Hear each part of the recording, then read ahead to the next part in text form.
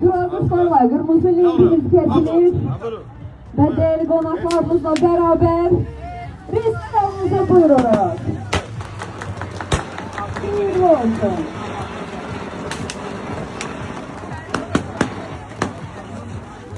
Rəqsənin hamısı bir daha salamlayırıq və çox istərdik ki, məkanımızın daxilində elə sizin təbriklərinizi, xeyir-duanızı alaq, daha sonra isə digər sənətçilərimizin təbriklərinə yetirəcəyik.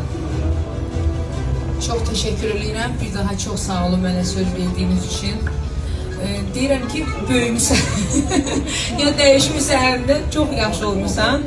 Əvvəla mən çox sevinirəm. Həqiqətən də maşallah yaşınız az olsa da böyük işlərə imza atmağınız çox sevindirici bir haldır. Və uğurlar arzu edirəm. Ruzunuz bol olsun, canınız sağ olsun. Burada nə qədər insanlar çalışacaq. Görün nə qədər insanlar buradan evlərinə çörək aparacaqlar.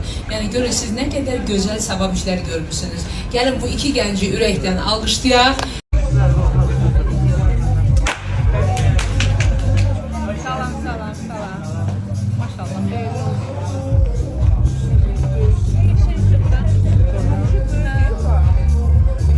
Həftə 8 ben 9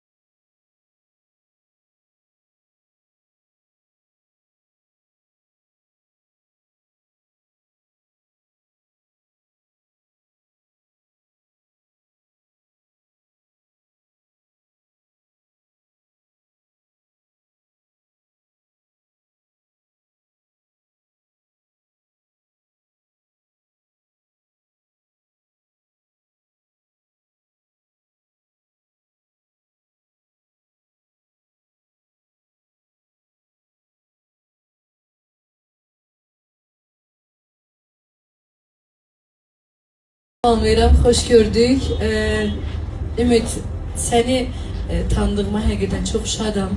Ən önəmlisi bu qədər insanlar yəni yalan deyə bilir. Hər kəs üçün uğur gətirsin bu məkan.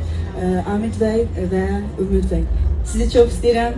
İnşallah ki, ruzunuz bol olsun. Çox danışmayacağım, bizim nəfəsimizə söz verəcəm. Verirəm. Vəfa Şəripovaya. Çox sağ olun, Rəqsənə xanım, təşəkkür edirəm. Amid də mənim dostumdur, amma Ümidlə biz demək olar ki, bərabər addımlamışıq, bütün yollarımızı bərabər böyümüşük.